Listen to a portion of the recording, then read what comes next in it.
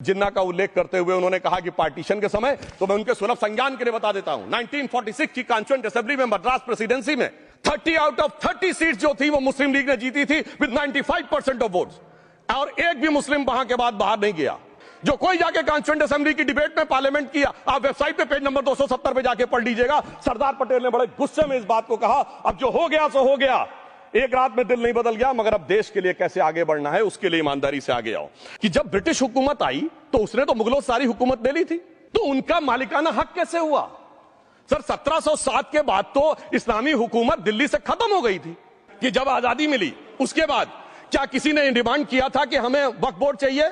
नहीं किया था। फिर क्यों 54 में दिया गया? किसी मुस्लिम ने डिमांड किया क्या कि मदरसे चाहिए? फिर क्यों दिया गया? सुनिए, इंदिरा जी के जमाने में मुस्लिम पर्सनल लॉ बोर्ड आया, तो राजीव जी के जमाने में शाहबानो केस आया, तो नरसिम्हा राव के जमाने में 95 का एक्ट आया, तो मनमोहन सिंह जी के जमाने में 2013 का एक्ट आया, मगर इलाज नहीं निकला। अगर इतना भाईचारा है तो ये सुन्नी वक्फ बोर्ड और शिया वक्फ बोर्ड अलग क्यों है मेरे भाई? उम्मा वालों की उम्मीद पे पानी फिर रहा है। खुदाई से आजकल बहुत से लोगों को डर लगता है, क्योंकि जहां जहां खुदा है वहां वहां भगवान है। तेरी तमन्ना है पर हम खार ना बोने देंगे, तुझे हम राह की दीवार न होने देंगे। तू सबको रौंद कर आगे जो निकलना चाहे, हम तेरी इतनी भी रफ्तार न होने देंगे। खरबूजा छुरी पर गिरे या छुरी खरबूजे पे गिरे, आखिर में कटना भगवे रंग के खरबूजे को ही होता है। जब वक्त के ऊपर हम बात कर रहे हैं, वक्त की रुखसती का वक्त आ गया है और नई वक्त की नई सुबह होने का वक्त आ गया है। अगर हमें इस पे बात करनी है तो मुझे चार दृष्टि से बात करनी पड़ेगी। एक, इस बिल के तकनीकी प्रावधान जिस पे बहुत सारे लोग बहुत कुछ बोल चुके हैं। दूसरा है वक्फ की अवधारणा, तीसरी है वक्फ की राजनीति, और चौथा है वक्फ की राजनीति के नाम पर होने वाली वह सांप्रदायिक बनाम सेकुलर की राजनीति। तो मैं कहना चाहता हूं, इबादतों की तरह मैं ये काम करता हूं, अपने फर्ज को झुककर सलाम करता हूं, फिर भी आप खिलाफत कर रहे हैं तो तेरी मुखालफत से निखरती है शख्सियत मेरी। मैं सियासी दुश्मनों का भी बहुत एहतराम करता हूं। तो इस एहतराम के साथ मैं अब आगे का बयान शुरू करता हूं, और मैं ये बताना चाहता हूं कि एक बड़ी सिंपल सी बात है, जो अभी माननीय नड्डा जी ने भी कहा। दुनिया के तमाम मुस्लिम देश बता दिए, इस्लाम की धर्म स्थली सऊदी अरब, सबसे बड़ा मुस्लिम देश इंडोनेशिया, जहां खलीफत रही वहां टर्की, और जहां ISIS का इलाका वहां इराक और सीरिया, वहां कहीं भी कुछ भी नहीं है ऐसा। फिर भी हमारे यहां क्यों है, कैसा? तो मैं कहना चाहूंगा सभापति महोदय, एक हिंदी में कहावत होती है, नया मुल्ला प्याज ज्यादा खाता है, परंतु यहां तो जो गैर मुल्ला प्याज बहुत खा रहा था, और इतना खा रहा था कि आंसू निकल रहे थे गरीब मुसलमान के भी और देश के भी।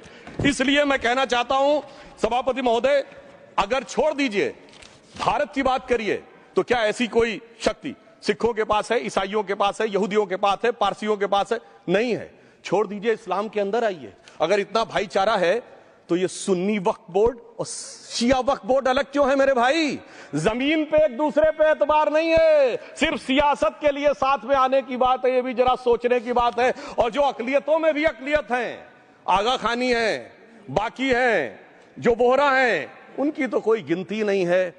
हमारी सरकार ने पहली बार मुस्लिम समाज के अंदर भी ईमानदारी से सबको समान प्रतिनिधित्व देते हुए एक नई सुबह के नए वक्फ का आगाज किया है। इसके लिए मैं सरकार को बधाई देना चाहता हूं। और सिर्फ ऐसा ही नहीं है, मुस्लिम समाज के अनेक लोग इस प्रकार के नियमों से बहुत प्रभावित हुए और बहुत प्रताड़ित हुए, जिसके अनेक उदाहरण बहुत लोगों ने बताए होंगे। मोहम्मडन एजुकेशन सोसाइटी कोल्हापुर का केस है, ईदगाह मैदान हुबली का केस है, जिसको सुप्रीम कोर्ट ने साफ साफ उसको हुबली धारवाड़ म्युनिसिपल कॉर्पोरेशन को वापस कर दिया।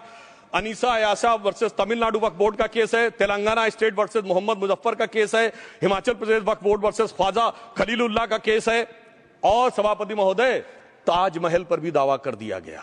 अब तो मैं पूछना चाहता हूं, और सुप्रीम कोर्ट ने अपने जजमेंट में कहा कि भाई शाहजहां के जमाने का लिखा फरमान लेके आइए, तब हम मानेंगे कि इस पे कोई दावा है या नहीं। आप सोचिए कि अगर ये वक्त का कानून इसी ढंग से चला होता तो क्या होता। अभी हमारे जॉन ब्रिटास जी और मनोज झा जी ने बहुत सारी बातें बोली थी। एक प्यास की बात बोली थी उन्होंने, उड़ीसा के ग्राहम स्टोन्स का जिक्र किया था, तो उसमें तो कांग्रेस की सरकार CBI की इंक्वायरी नहीं कर पाई थी। मगर जब ताजमहल का उल्लेख आता है सभापति महोदय, तो एक प्यास मुझे याद आ जाती है। जब शाहजहां जेल में था और दूर से उस ताजमहल को देखता था और उसे सिर्फ एक सुराही पानी मिलता था, और उसने औरंगजेब से कहा एक सुराही पानी और भिजवा दो, तो जानते उसने मना कर दिया। तो दुखी होकर शाहजहां ने फारसी में लिखा, तू कैसा मुसलमान है जो जिंदा बाप को पानी के लिए तरसा रहा है? तुझसे तो आफरीन 100 बार उन हिंदुओं को है जो पितृपक्ष में मरे हुए बाप को भी पानी देते हैं। और सभापति महोदय, मैं बताना चाहता हूं कि ये हमने ईमानदारी से मुस्लिम समाज के कल्याण के लिए बात की है, क्योंकि एक तरफ खड़ा हुआ है ईमानदार मुसलमान जो शराफत के साथ ईमान को गले से लगाए हुए हैं, और दूसरी तरफ कुछ चंद सरमाएदार हैं जो उस अमानत में खयानत करके शरारत के साथ उसके झंडा बरदार बनना चाहते हैं। तो ये मुकाबला किसके बीच में है? ये शराफत अली और शरारत खान के बीच में मुकाबला है। हमारी सरकार शराफत अली के साथ खड़ी है, हमारी गरीब मुस्लिम के साथ खड़ी है। ये गरीबों गुर्बत वाले गुर्बत अली और सरमाएदार वाले गाजी खान के बीच का इलाका है। मगर मैं कहना चाहता हूं महोदय, एक बात मैं बहुत स्पष्ट रूप से कहना चाहूंगा, इन जरूरतमंद मुसलमानों की लड़ाई के लिए मैं कह सकता हूं कि ये गरीब मुसलमानों के दिल की कसक और कट्टरपंथी वोट के ठेकेदारों के मन की ठसक के बीच में हमारी सरकार ने उस कसक का साथ दिया है, जिसके लिए मैं मानता हूं गरीब और पसमानदा मुसलमान निश्चित रूप से उनका आभारी होगा। हां, मगर जब इसकी बात आती तो भी माननीय खड़गे जी भी बोल रहे थे, माननीय संजय सिंह जी भी बोल रहे थे, मनोज झा जी भी बोल रहे थे कि साहब आपके यहां वो कितने पुजारी हैं और कितने किस वर्ग के पुजारी हैं। तो मैं उनको बताना चाहता हूं, केवल अकेले जूना अखाड़े ने पिछले साल 71 SC ST लोगों को महामंडलेश्वर बनाया है। अरे आपको हमारे सदन में बैठे हुए बाल योगी उमेश नाथ जी नहीं दिखते? वैसे तो कहा जाता है जात ना पूछो साधु की, मगर मैं बताना चाहता हूं विश्व हिंदू परिषद के 50,000 से अधिक पुजारी ट्राइबल्स में जो शेड्यूल कास्ट है जो काम कर रहे हैं। मगर मैं हद अदब से पूछना चाहता हूं, बताइए मुल्ला मौलवी मुफ्ती मुकर्रम बारी हाफिज में से कितने पसमंदा हैं? उसमें कितने जुलाहा अंसारी घोसी बताइए मिरासी कितने हैं? बाकी छोड़िए, पसंदला बोर्ड में है क्या? अरे वक्फ बोर्ड में है क्या? इसीलिए मैं कहता हूं खुद मियां फजीहत दूसरों को नसीहत। अगर ईमानदारी से बात करनी है तो उस पर आगे। मगर मैं एक बात और कहना चाहूंगा कि हमारी जो सरकार ने नाम दिया है, इसको उम्मीद नाम दिया है, और ये उम्मीद है किसके लिए? उस ईमानदार मुसलमान के लिए और देश के हर खास व आम के लिए ये उम्मीद है। मगर सभापति महोदय, कुछ लोग वो हैं जो उम्मा का ख्वाब पाले हुए थे। उम्मा शायद हमारे बहुत से लोग समझते हो ना समझते हो, पूरी एक एंटायर जो इस्लामिक खलीफत और राज होता है उसको उम्मा कहते हैं। उम्मीद वालों को तो उम्मीद की नई रोशनी दिख रही है, उम्मा वालों की उम्मीद पे पानी फिर रहा है। तो ये उम्मीद और उम्मा के बीच का भी मामला है। परंतु मैं ये भी कहना चाहूंगा सभापति महोदय, इसके बाद सिर्फ ऐसा ही नहीं था, प्रॉपर्टीज के ऊपर, तमाम सरकारी प्रॉपर्टीज पे जिसपे बहुत डिटेल में हमारे साथी लोग गए, मैं डिटेल में नहीं जाना चाहता। भोपाल का विषय, हैदराबाद का विषय, मुंबई का है, लखनऊ का है, पटना का है, बहुत प्रकार से है। माननीय लालू प्रसाद यादव जी का विषय जब बताया गया था तो बहुत ज्यादा हमारे मनोज झा जी बोल रहे थे, तो अब मैं उसके डिटेल में नहीं जाना चाहता हूं। सबने वो वीडियो देखा है, बस एक लाइन में उनके लिए कहना चाहूंगा, वो कुछ भी बोल रहे, जिसे कहते हैं बिगड़ी बात बने नहीं, लाख करो किनकोए, रहीमन बिगड़े दूध को मथे न माखन होए। अब जो बोलना था वो बोल चुके, सबके सामने वो आ चुका।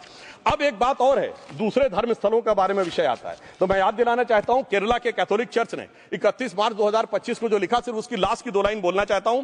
We request the central government to get the amendment bill passed as early as possible so that the tears of thousands of suffering people in the place like Munambam can be wiped out only by a legal amendment that can provide a permanent solution to their suffering.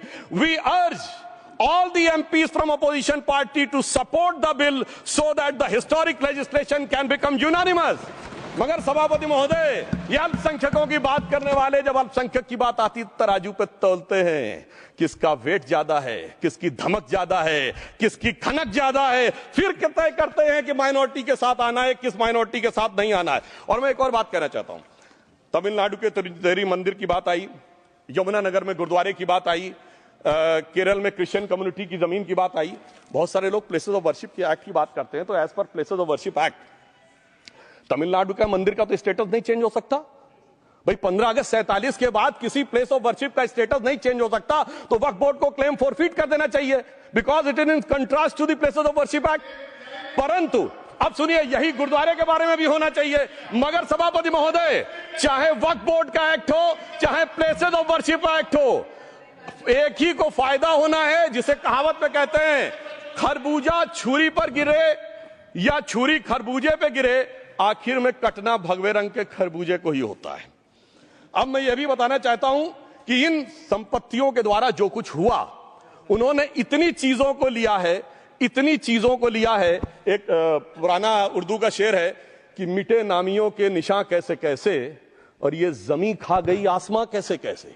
इस जमीन ने कैसे कैसे लोगों को अपने में समा लिया, इसकी तमाम तारीख गवाह है। अगर मैं इसमें बहुत डिटेल में जाऊंगा तो सदन का बहुत सारा वक्त जाएगा, परंतु मैं एक बात यह कहना चाहता हूं कि जब इतना ज्यादा आगे बढ़ गया तो फिर कोर्ट ने आगे इंटरवेंशन करना शुरू किया। मैं डिटेल में नहीं जाना चाहता हूं। अभी कार्तिकेय शर्मा जी ने बहुतों ने बोला सैयद फैसल का case versus union of government, Allahabad high court के केस को कहा, मगर Bashir versus state of West Bengal case में उन्होंने बहुत क्लियर कट कहा है कि वक्फ is not a religious denomination in accordance with Article 26 of the Constitution, so the matter relating to the restricting the economic, financial, political and other sectoral activities that may be associated with religious practice under Article 25(2)(a) of the Constitution can be regulated by the state.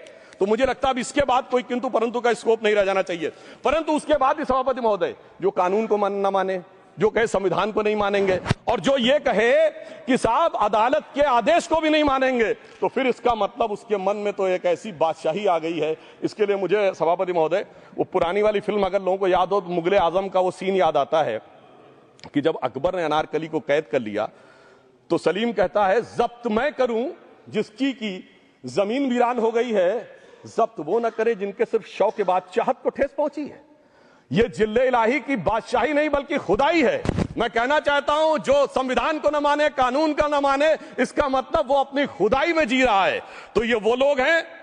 और वैसे मैं सभापति महोदय खुदाई से आजकल बहुत से लोगों को डर लगता है, क्योंकि जहां जहां खुदा है वहां वहां भगवान है, जहां जहां खुदा है वहां वहां भगवान है। बाकी आप सब बहुत बुद्धिमान हैं। अब मैं ये भी बात कहना चाहता हूं, और वैसे आखिर में उस अनारकली को कैद से छुड़ाने के लिए सलीम का एक हिंदू साथी दुर्जन सिंह ही आया था। मैं कह सकता हूं कि वक्फ की इस मुकद्दस जमीन को अगर कैद करके रखा है तो उन चंद लोगों ने जिनके दिमाग आज भी उन चीजों में भरे हुए हैं कि कोई समझता हम तो किसी जमाने में हुक्मरान वक्त थे, कोई कहता हुजूर नवाब थे, कोई कहता बादशाह आलमगीर थे, कोई कहता है बादशाह गाजी जिंदा पीर थे। तो नदीमुल हक साहब ने जो बोला था ना, किसी के बाप का हिंदुस्तान थोड़ी है, बिल्कुल मैं कहना चाहता हूं जिन्होंने इस देश के लिए खून बहाया उनके बाप का हिंदुस्तान है, उस गरीब मुस्लिम कारीगर के बाप का हिंदुस्तान है। पर जो ये कहते हैं कि आगरे का लाल किला किसके बाप ने बनवाया, आगरे का किला किसके बाप ने बनवाया, दिल्ली का किला किसके बाप ने बनवाया, हैदराबाद का चार मीनार किसके बाप ने बनवाया, उसके बाप का यह हिंदुस्तान नहीं है। और उसके बाद भी जो आप करना चाहते हैं, अगर इस रास्ते में आप कांटे बिछाना चाहते हैं, तो उनके लिए एक लाइन कहना चाहता हूं सभापति महोदय, तेरी तमन्ना है पर हम खार न बोने देंगे, खार कांटों को कहते हैं, तेरी तमन्ना है पर हम खार न बोने देंगे, तुझे हम राह की दीवार न होने देंगे, तू सबको रौंद कर आगे जो निकलना चाहे हम तेरी इतनी भी रफ्तार न होने देंगे। और इसीलिए हमारी सरकार ने इस विषय के ऊपर एक सही और सटीक प्रयोग करने का प्रयास किया है। मैं दूसरी बात यह भी बताना चाहता हूं, हमारे डीएमके के तिरुचि शिवाजी ने अनायास अकारण यह बात बोली थी कि उस समय जब जिन्ना का उल्लेख करते हुए उन्होंने कहा कि पार्टीशन के समय, तो मैं उनके सुलभ संज्ञान के लिए बता देता हूं, 1946 की कॉन्स्टिट्यूएंट असेंबली में मद्रास प्रेसिडेंसी में 30 आउट ऑफ 30 सीट जो थी वो मुस्लिम लीग ने जीती थी विद 95% ऑफ वोट्स, और एक भी मुस्लिम वहां के बाद बाहर नहीं गया। इसलिए मैं ईमानदारी से कहना चाहता हूं, फैक्ट को समझिए। और जो मद्रास प्रेसिडेंसी के मुस्लिम लीग के अध्यक्ष थे और पीजे पोकर साहब बहादुर और मोहम्मद इस्माइल, वही बाद में इंडियन यूनियन मुस्लिम लीग के अध्यक्ष बने, और उन्होंने 28 अगस्त 1947 को सेपरेट इलेक्टेड मांगे, जो कोई जाके कॉन्स्टिट्यूएंट असेंबली की डिबेट में पार्लियामेंट किया। आप वेबसाइट पे पेज नंबर 270 पे जाके पढ़ लीजिएगा। सरदार पटेल ने बड़े गुस्से में इस बात को कहा, अब जो हो गया सो हो गया, एक रात में दिल नहीं बदल गया, मगर अब देश के लिए कैसे आगे बढ़ना है उसके लिए ईमानदारी से आगे आओ। और खैर मैं अंबेडकर जी और पटेल जी के बहुत सारे वो कोट कर सकता हूं, सारी बातों को छोड़िए, मगर अफसोस की बात यह है सर कि अभी मनोज झा जी ने बोला था हम में से कोई शक है, कोई हूण है और ये करिए। अरे भैया जमाने चले गए, अब जेनेटिक सीक्वेंसिंग का जमाना आ गया है। और जेनेटिक सीक्वेंसिंग ने क्या प्रूव किया है, दुनिया के सबसे बड़े मुस्लिम देश इंडोनेशिया के राष्ट्रपति आए थे और राष्ट्रपति भवन में उन्होंने डिनर के दौरान कहा कि few weeks back I got my genetic sequencing done and I was told that I am an Indian GDNA. अरे साहब कहां गुलामी की मानसिकता में पड़े हुए हैं सभापति महोदय। और यहां गुलामी की मानसिकता इस कदर पैबस्त है लोगों के दिमागों में, किसी सदन के एक सदस्य यहां विराजमान है, वो उस समय महाराणा सांगा का उल्लेख कर दिए। मैं ईमानदारी से कहता हूं एक भी इंडियन सोर्स में इसका उल्लेख नहीं है, सारे के सारे फॉरेनर्स और लुटेरों के सोर्स में उल्लेख है। इसीलिए मैं कहता हूं ये गुलामी के जिन्होंने गुलाम बनाया उनके सोर्सेस पे यकीन ना करिए। और वैसे थोड़ा सा आउट ऑफ कॉन्टेक्स्ट हो तो ये भी बोल दूं, हमारे सदन के बहुत सदस्यों को नहीं पता होगा, अलेक्जेंडर के आक्रमण का किसी भारतीय सोर्स में कोई उल्लेख नहीं है। पोरस नाम के किसी राजा का उल्लेख नहीं है, सिर्फ और सिर्फ ग्रीक में है। इसलिए गुलामी की मानसिकता से बाहर निकलिए, तब इन चीजों को आप सही ढंग से समझने में सफल होंगे। मेरा अब यह भी अनुरोध अपने सदस्यों के साथ है। वक्त की अवधारणा के बारे में बहुत कुछ बोला जा चुका है कि ये ओरिजिनली कहां से आया, पर मैं इतना कहना चाहूंगा, सबसे पहले वक्त का उल्लेख आता है जब ससनिड एम्पायर को खलीफा उमर ने कैप्चर किया, तो आज का जो सदर्न इराक है उसके इलाके को उन्होंने वक्फ डिक्लेयर किया और वो स्टेट के द्वारा कंट्रोल होता था। स्टेट के बारे में माननीय नड्डा जी ने अभी बताया कि बड़े बड़े देशों में किस ढंग से होता था। सर सैयद अहमद खान ने भी वक्फ को मूल इस्लाम का हिस्सा न मानते हुए इसके लिए मुजार शब्द कहा है जो शरिया के अंतर्गत आता है, और इसी के लिए उन्होंने फतवा आलमगीरी को भी कोट किया था। और इसीलिए 1894 की जो प्रिवी काउंसिल का जजमेंट जो आया था वो वक्फ अल औलाद के खिलाफ आया था। मगर सभापति महोदय, 1906 में कलकत्ता कांग्रेस अधिवेशन में कांग्रेस ने प्रस्ताव पारित किया कि प्रिवी काउंसिल के जजमेंट में कुछ गलती है, इसे बदलना चाहिए। क्योंकि 1904 में जिन्ना कांग्रेस को ज्वाइन कर चुके थे, इसलिए मैं कहना चाहता हूं फिर 1913 में वो जजमेंट बदला गया। हमारे सदन के बहुत से सदस्यों ने इस सदन और दूसरे सदन में बोला है, मैं एक सेंटेंस बोलता हूं, लगेगा जैसे वही लोग बोल रहे हैं। वर्ड ये है, कोट है, since the bill was introduce to administer the Muslim law for मुसलमान्स, so the question of public policy does not arise. लगता है जैसे हमारे कोई सदस्य में बोल रहा हूं। सर, ये मोहम्मद अली जिन्ना ने अप्रैल 1913 में ही used this word while moving the report of the select committee to the imperial legislative council. Sir, 1913 से 2013 तक भाषा ही नहीं बदली, और आज भी भाषा नहीं बदल रही है। हमें ईमानदारी से, और उस समय यूपी और बंगाल ने उसका विरोध किया था। आज यूपी और बंगाल के लोग किस तरीके से साथ में है वो पूरी तरीके से दिखाई पड़ता है। इसलिए हम ये कहना चाहते हैं, हाँ, एक प्रश्न बहुत उठाया जाता है कि केवल मुस्लिम ही वक्फ को क्यों दान दे सकता, ऐसा वक्फ बोर्ड में क्यों संशोधन किया गया। मैं ईमानदारी से कहना चाहता हूं, ऐसा नहीं कि मैं इस्लामिक मामलों का बहुत बड़ा आलिम फाजिल जानकार हूं, मगर इस्लाम में बहुत साफ मान्यता है कि जो गैर मुस्लिम है उसकी इबादत अल्लाह कबूल नहीं कर सकते, उसकी दुआ कबूल नहीं होगी तो दान कैसे कबूल होगा। साहब, हम इस्लामिक भावना का सम्मान कर रहे हैं। हमारे अल्पसंख्यक मंत्री गए थे तो वो मदीना में एक डेफिनेट लेवल तक जा सकते, उसके आगे नहीं जा सकते। अगर इबादत की इजाजत नहीं है तो साथ जायदाद की इजाजत कैसे हो सकती है। मुस्लिम भावना का सम्मान है, और अगर है तो कोई मुल्ला मौलवी मुफ्ती मुकर्रम बारी आज आके बता दे कि कबूल हो सकती है दुआ, तो हम दान भी कबूल करने के लिए तैयार हैं। और तो और छोड़िए साहब, जब आप कहते हैं कि हर चीज हलाल होनी चाहिए, तो साहब हलाल करने की प्रक्रिया नहीं, हलाल करने वाला भी मुस्लिम होना चाहिए, तब वो हलाल होता था। तो मैं पूछना चाहता हूं साहब, काटने के लिए तो हलाल होने के लिए मुस्लिम जरूरी है, और बांटने के लिए बगैर मुस्लिम के भी हलाल होगा, ऐसा तो नहीं हो सकता। तो जो हमारी सरकार ने किया है वो मुस्लिम भावना के सम्मान के लिए किया है। और जहां तक मैं कहना चाहूंगा, हिंदू समाज के बारे में बात करते हैं, हमारे यहां कोई प्रॉब्लम नहीं है। हमारे यहां कोई ऐसा नहीं कि हज पे कोई गैर मुस्लिम नहीं जा सकता। हमारे देखिए कुंभ में 50 लाख विदेशी आए थे और किसी से नहीं कहा या कन्वर्ट हो जाओ। इसलिए मैं कहना चाहता हूं, हिंदुइज्म की धारणा और बाकी धारणा का जो तुलना करने का प्रयास करते हैं वो बहुत उचित नहीं है। मगर सभापति महोदय, इस वक्त ने कई अद्भुत नजारे दिखाए। इस्लाम में जो काफिर से ज्यादा मुशरिक और शिर्क को बुरा माना गया, नहीं जो भगवान को माने ही नहीं। यहां देखिए वो लेफ्ट के लोग जो कहते हैं धर्म एक अफीम है, वो आज खुदाई खिदमतगार बन के खड़े हो गए। सोचिए कैसा बदलाव आया है। और सर, मुझे एक और चीज नजर आती है। एक पुराना गीत था, वक्त ने किया क्या हसी सितम। तो आज मैं कहना चाहूंगा, वक्त ने किया क्या हसी सितम कि मुस्लिम लीग और शिवसेना मिलके हो गए हम।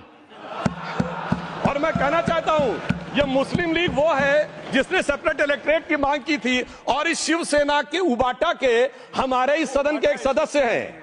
और सर, हमारे साथ मुरली जी बैठे हैं, मुरली देवड़ा जी ने मुझे याद दिलाया, उन्होंने मिलिंद देवड़ा जी ने याद दिलाया, उन्होंने कहा एक जमाने में उन्होंने कहा था मुस्लिमों की नागरिकता छीन लेनी चाहिए। इसीलिए मैं कह रहा हूं, वक्त ने किया क्या हसी सितम, ये दोनों मिलके हो गए हम। और सर, मैं इसके बाद एक टेक्निकल बात करना चाहता हूं। जब इन्होंने टाइम ड्यूरेशन हटा दिया था और बैक में पीछे जा सकते थे, तो मैं पूछना चाहता हूं सर कि जब ब्रिटिश हुकूमत आई तो उसने तो मुगलों सारी हुकूमत ले ली थी, तो उनका मालिकाना हक कैसे हुआ।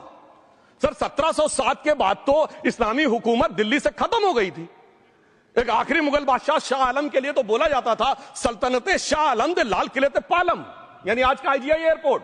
तो साहब उसके बाद ये गुजरात के सूरत से लेकर लखनऊ तक उनका मालिकाना हक निकलने कहां से लगा। अरे भाई, जब दिल्ली को कैप्चर किया था अंग्रेजों ने तो सारी जमीन अंग्रेजों की थी। तो जब मैं अपने कांग्रेस के मित्रों से पूछना चाहता हूं, ये जब गवर्नमेंट ऑफ इंडिया एक्ट में पावर डीड ट्रांसफर की थी तो पढ़े नहीं थे क्या, या खोखले कागज पर साइन कर लिए थे, या कागज सही था, आप खोखला करने की बात है। मैं पूछना चाहता हूं, जब 250 साल तक वो हुकूमत ही नहीं रही तो उस हुकूमत के फरमान की लेजिटिमेसी कैसे हो सकती है? ये मैं कानूनविदों के लिए भी एक फूड फॉर थॉट रखने की बात करता हूं। और दूसरी बात मैं कहना चाहता हूं, ये किन हुकूमतों की बात कर रहे हैं सभापति महोदय? अगर सूरत नगर निगम पे दावा है मुगल के जमाने का और तमिलनाडु के मंदिर पर अरकाट के नवाब का, सभापति महोदय, ये वो हुकूमतें थी जो जजिया लगाती थी, ये वो हुकूमतें थी जो जिम्मी का कॉन्सेप्ट रखती थी, ये वो हुकूमतें थी जो गाजी की बात करती थी। क्या भारत के संविधान में उन हुकूमतों के फरमान को सही मान्यता देना सही है?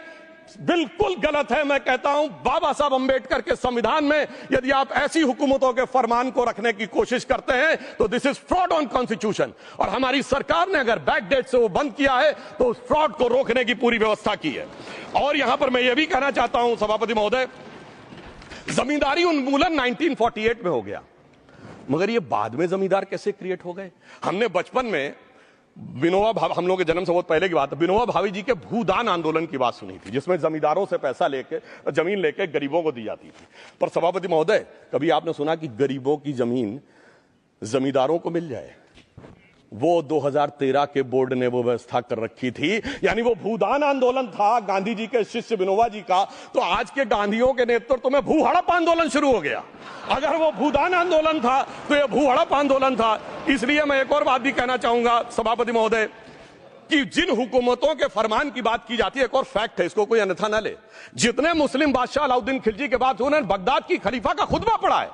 That is a foreign rule, it's on record. कैसे उसको भारत सरकार मान्यता दे सकती है? इसलिए मैं कहना चाहता हूं, जरा सा गौर से देखेंगे तो हकीकत आपके सामने आ जाएगी। और क्या कभी किसी ने कल्पना की, किसी क्रिश्चियन ने तो नहीं कहा कि इंडिया गेट हमारा है, गेटवे ऑफ इंडिया हमारा है, और चर्च नहीं सही फिर भी चर्च गेट हमारा है? तो फिर यह केवल किसी एक के दिमाग में क्यों आती है? हमने जो इवैक्यू एक्ट के तहत दे दिया था पाकिस्तान के गए लोगों को, क्या हमारे जो सिख और हिंदू भाई आए थे उनकी जमीनें मिली? अरे महाराजा रणजीत सिंह की राजधानी लाहौर थी और काबुल तक था राज, तो क्या उन्होंने जमीनें नहीं दान दी होगी गुरुद्वारे और मंदिरों को? वो मिली। अरे वो तो छोड़िए, ननकाना साहब और करतारपुर साहब तक नहीं मिला था। इससे दिखाई पड़ता है कि कितनी एक तरफा हम लोगों ने कोई निगोशिएट ही नहीं किया और उसे करने की बात कही थी। इसलिए मैं कह सकता हूं सर कि अब हमारी सरकार ने जो संशोधन किए हैं, अब यह मजहबी हुकूमत के फरमान से नहीं, बाबा साहब अंबेडकर के संविधान से चलने वाला है। अब मैं अंत में उस विषय के ऊपर आता हूं जिसे सांप्रदायिक राजनीति बनाम सेकुलर राजनीति इसके ऊपर कहा जाता है। सभापति महोदय, मैं बताना चाहता हूं कि जब आजादी मिली उसके बाद क्या किसी ने डिमांड किया था कि हमें वक्फ बोर्ड चाहिए? नहीं किया था। फिर क्यों 54 में दिया गया? किसी मुस्लिम ने डिमांड किया क्या कि मदरसे चाहिए? फिर क्यों दिया गया? मुस्लिम समाज तो राष्ट्र की मुख्य धारा में आने को तैयार था, इसीलिए यूसुफ खान, दिलीप कुमार के नाम से आने में उन्हें कोई प्रॉब्लम नहीं थी। महजबीन बानो को मीना कुमारी के रूप में आने में प्रॉब्लम नहीं थी। मुमताज बेगम को मधुबाला बन के आने में प्रॉब्लम नहीं थी। हामिद अली को अजीत के रूप में आने प्रॉब्लम नहीं थी। मगर, और मैं यह भी बताना चाहता हूं, मुस्लिम समाज में बहुत बड़ा तबका उस समय इस बात को सोच रहा था, और अभी कपिल सिब्बल साहब बोले, ये उस चीज के वकील नहीं, इन्हें पता होना चाहिए, पता होगा कि सुन्नी सेंट्रल वक्फ बोर्ड राम मंदिर में 1961 में मुद्दई बना है, 12 साल के बाद। क्योंकि के मोहम्मद ने लिखा है कि एक बहुत बड़ा तबका था जो ये मानता था कि हमें इस चक्कर में नहीं पड़ना चाहिए। मगर अफसोस कि वही लेफ्टिस्टों, सेकुलरिस्टों ने उनको समझाकर इस मुकाम तक लाकर खड़ा कर लिया। अब यहां मैं एक और बात कहना चाहूं, खैर छोड़िए उन सरकारों ने बाद में क्या दिया, मगर उसके बाद सुनिए, इंदिरा जी के जमाने में मुस्लिम पर्सनल लॉ बोर्ड आया, तो राजीव जी के जमाने में शाहबानो केस आया, तो नरसिम्हा राव के जमाने में 95 का एक्ट आया, तो मनमोहन सिंह जी के जमाने में 2013 का एक्ट आया, मगर इलाज नहीं निकला। तो इसे एक शेर में कहूंगा कि मरीजे सेकुलर इश्क पर लानत खुदा की, मर्ज बढ़ता गया जो जो दवा की। अब मैं सभापति महोदय एक और बात कहना चाहता हूं, शुरू के 20-25 साल में मुस्लिम समाज के बारे में मैं कहना चाहता हूं। आज जब आजादी मिली तो मुस्लिम समाज के प्रतीक कौन थे? उस्ताद बिस्मिल्लाह खां, उस्ताद फरीदुद्दीन डागर, उस्ताद बड़े गुलाम अली, उस्ताद जाकिर हुसैन, जिनकी अभी कुछ दिन पहले डेथ हुई, बड़े बड़े नगमा निवार, हसरत जयपुरी, मजरूर सुल्तानपुरी, साहिर लुधियानवी, कैफी आजमी, जोश मलियाबादी, जिगर मुरादाबादी। अब सर क्या हो गया? तब मुस्लिम समाज इन अदब के शाहकारों के साथ जोड़ा जाता था। आज मुस्लिम समाज का नेतृत्व किन लोगों के साथ जोड़ता है? इशरत जहां, याकूब मेनन, मुख्तार अंसारी, अतीक अहमद, दाऊद इब्राहिम। कौन जोड़ रहा है ये? तब से सर जब से ये सेकुलर हो गया देश 1976 से और सेकुलर सियासत शुरू हुई, उसने ले जाकर इनको इस मुकाम तक पहुंचाया। और इस वक्फ बोर्ड के बिल में भी जो बात कही जा रही है, सर मुस्लिम समाज को यह समझाया गया कि तुम्हें बीजेपी वालों को तुमसे बड़ी अदावत है और कहा गया इनको बड़ी मोहब्बत है। जब यह देश आजाद हुआ, मैं उत्तर प्रदेश का रहने वाला हूं, उत्तर प्रदेश में 1931 की सेंसस में 8% रेट ऑफ डेथ थी और सैयद मुसलमानों में 24% थी। यूपी की ब्यूरोक्रेसी में 20% थे। आज कहां चले गए सब? मैं एक लाइन में कहना चाहूंगा, ये अदावत और मोहब्बत की सियासत में ऐसे फंसे कि किसी को किसी की मोहब्बत ने मारा, किसी को किसी की अदावत ने मारा, मगर इस शराफत अली को सेकुलर सियासत ने मारा। और मैं सभापति महोदय एक और बात कहना चाहता हूं, सुधांशु गो अहेड। टाइम में जवाब दूंगा और उसके बाद ये हमारा सदन माने ना माने जो देख रहे होंगे उनके लिए कहना चाहता हूं। सर सबसे पहले मैं तमिलनाडु का जवाब देना चाहता हूं। यस सभापति महोदय, तमिलनाडु से ही डॉक्टर एपीजे अब्दुल कलाम थे और मैं सारे सदन से कहना चाहूंगा, डॉक्टर कलाम का नमाजे जनाजा और याकूब मेनन का नमाजे जनाजा एक ही दिन हुआ। कितने लोग याकूब मेनन के नमाजे जनाजा में गए और कितने डॉक्टर कलाम के नमाजे जनाजा में गए? डॉक्टर कलाम मेमोरियल पे कितने लोगों की फोटो है, दिखाएं मुझे, सोशल मीडिया पे पोस्ट की हो। मगर अफजल हालात का मारा था, आपके एक मंत्री का ऑफिशियल ट्वीट है, वही सदन के सदस्य नहीं तो मैं नहीं बोल रहा हूं। याकूब मेनन की जुडिशियल किलिंग हुई, आपके एक नेता का, मिनिस्टर का ऑफिशियल ट्वीट है, सदन के सदस्य नहीं है इसलिए नहीं बोल रहा हूं। और सर 26/11 आरएसएस ने कराया, सदन के सदस्य बैठे हुए हैं। हाफिज साहब और सुनिए, जाकिर नायक शांति का मसीहा सदन में सदस्य बैठे हुए हैं। सर किसने जोड़ा? मैं नहीं कह रहा हूं जोड़ा, हमने किससे जोड़ा मैं बताना चाहता हूं। मैं अपनी बात, सर मैंने नाम किसी का नहीं लिया। सर आपने उड़ता तीर क्यों पकड़ लिया? सर मैंने नाम नहीं लिया, उड़ता तीर क्यों पकड़ लिया? सर मैं पूरी बात करूं, सर मैं कहना चाहता हूं हमारी सोच मुस्लिमों के बारे में और इनकी सोच में क्या अंतर है। देखिए, जिन लोगों ने मुस्लिम हिस्ट्री नहीं पढ़ी उन्हें मैं बताना चाहता हूं। एक दो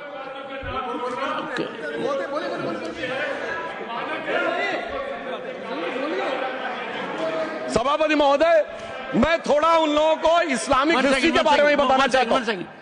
संदर्भ में किसी का नाम नहीं लिया। अजीज बर्नी की किताब थी 2611 एंड आरएसएस कॉन्स्पिरेसी, कोई जाके चेक कर ले उसमें कौन कौन कहां कहां था। अब मैं मुसलमानों के बारे में कहना चाहता हूं, मुस्लिम समाज के लिए। बहुत से लोग ऐसे हैं जिनको मुस्लिम समाज की हिस्ट्री नहीं पता है। मैं बताना चाहता हूं, भारत से जब न्यूमेरिक सिस्टम सबसे पहले गया तो अल जहार थे सबसे पहले, जिन्होंने जाके 1793 में जो सूर्य सिद्धांत था उसका अरबी में ट्रांसलेशन हुआ सिंध हिंद।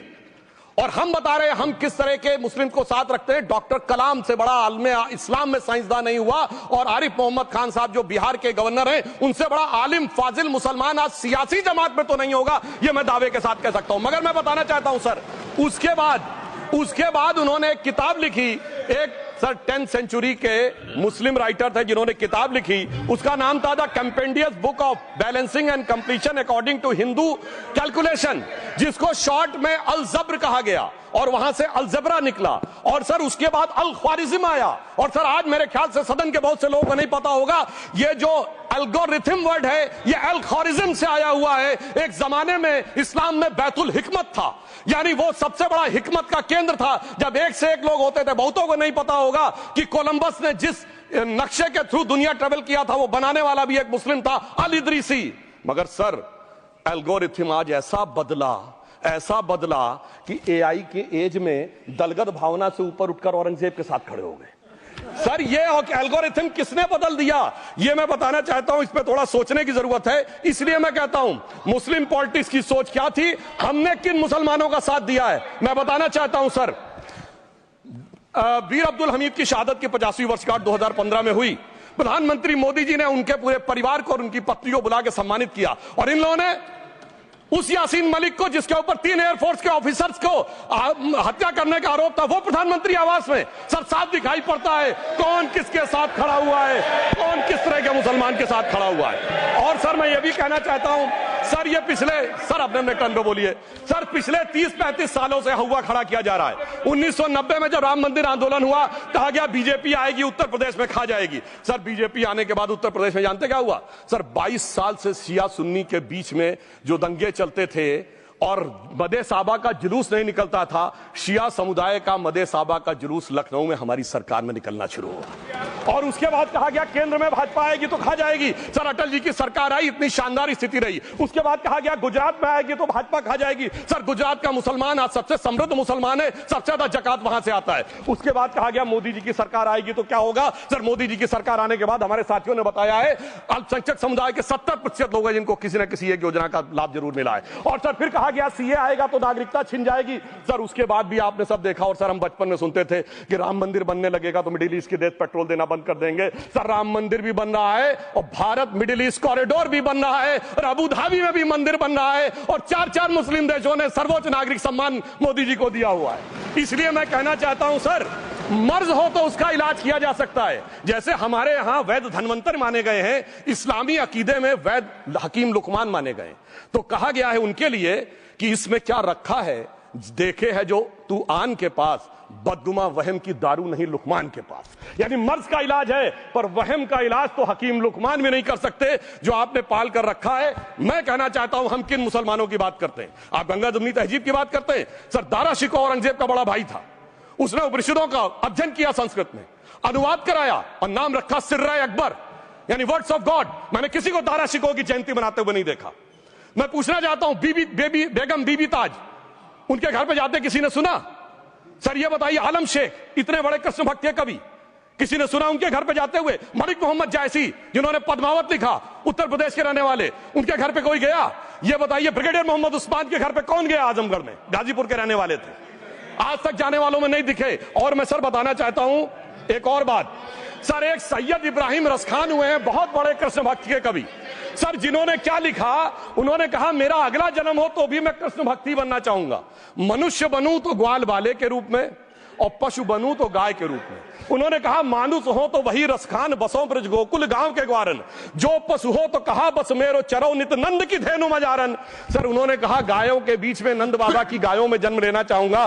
मगर सर आज एक ऐसे नेता आए हैं इस देश में जिनको गायों से बदबू आने लगी है, तो उनके लिए मुझे मेरे मन में भाव आता है सर कि श्री रामचंद्र कह गए सिया से, ऐसा कलयुग आएगा गोपालक श्री यदुवर कुल में एक ऐसा नेता आएगा जिसे बकरे कटने में खुशबू मिलेगी, गौ माता में बदबू पाएगा। रामचंद्र कह गए सिया से कैसा कलयुग आएगा। अब सर मैं एक और बात भी कहना चाहता हूं, हम किनको मानते हैं? सर नजीर अकबराबादी को सुनिए, कृष्ण भक्त के लिए क्या कहा। सर मैं एक बोलना चाहता हूं, बुल्ले शाह ने क्या कहा। बुल्ले शाह ने कहा, अभी होली गुजरी है, उसने कहा था आज होली खेलूंगी मैं, कर बिस्मिल्लाह। उन्होंने आगे कहा अलस्तु बिरबिकुम प्रीतम बोले, सब सखियों ने घूंघट खोले, नाम नबी की रतन चढ़ी। सुनिएगा, नाम नबी की रतन चढ़ी और बूंद पड़ी अल्लाह अल्लाह, आज होली खेलूंगी मैं, कर बिस्मिल्लाह। तो मैं भी कहता हूं अब बिस्मिल्लाह करिए और उसके बाद हमारे इस सहयोग करिए, इस सकारात्मक उसका, वरना अल्हम्दुलिल्लाह जो हम मुसलमानों के लिए और देश के लिए करना चाहते हैं उसमें हमें सफलता जरूर मिलेगी। अंत में मैं सिर्फ यह कहना चाहता हूं सर, तमाम प्रकार की बातें यहां पर हुई, सकारात्मक और नकारात्मक, मगर अफसोस की बात यह है कि 1913 के वक्फ वाल औलाद से लेके 2013 के वक्फ वाल औलाद तक इनकी फितरत नहीं बढ़ती, क्योंकि सर ये तो पार्टियां ही अल औलाद हैं, तो इनको तो उससे बहुत ज्यादा वो होगी। पर मैं सिर्फ अंत में कहना चाहता हूं सर, अपनी सोच बदलिए। आप जिस कश्ती पे सवार होकर इस दरिया को पार करने की कोशिश कर रहे हैं, पिछले 75 साल में नहीं कर पा रहे हैं, 10-12 साल में बहुत हिचकोले खा रहे हैं, तो कश्ती और रास्ता बदलिए। तो इनके लिए अंत में एक पंक्ति कहते हुए बात समाप्त करना चाहूंगा कि इन्होंने कश्ती भी नहीं बदली, दरिया भी नहीं बदला, पर इन डूबने वालों का जज्बा भी नहीं बदला, पर है शौक सफर ऐसा, एक उम्र हुई हमने, मंजिल भी नहीं पाई, रास्ता भी नहीं बदला। अब अगर नई मंजिल पानी है, नई मंजिल की नई सुबह देखनी है, तो मैं कहना चाहता हूं आइए सबको साथ लेकर चलिए। और एक ऐसा वक्त आया है जब मैं जो हमारे किरण रिजिजू जी ने कहा था कि मैंने शम्मा जलाई हवाओं के खिलाफ, तो मैं प्रधानमंत्री मोदी जी की तरफ से कहता हूं कि हमें इल्जाम मत दीजिए, बहुत अफसोस होता है, हमें इल्जाम मत दीजिए, बहुत अफसोस होता है। बड़ी तरकीब से कश्ती यहां तक लेके आए हैं और बदल देते हैं हम दरिया की लहरें अपनी हिम्मत से। आंधियों में भी अक्सर चिराग हमने जलाए हैं। धन्यवाद।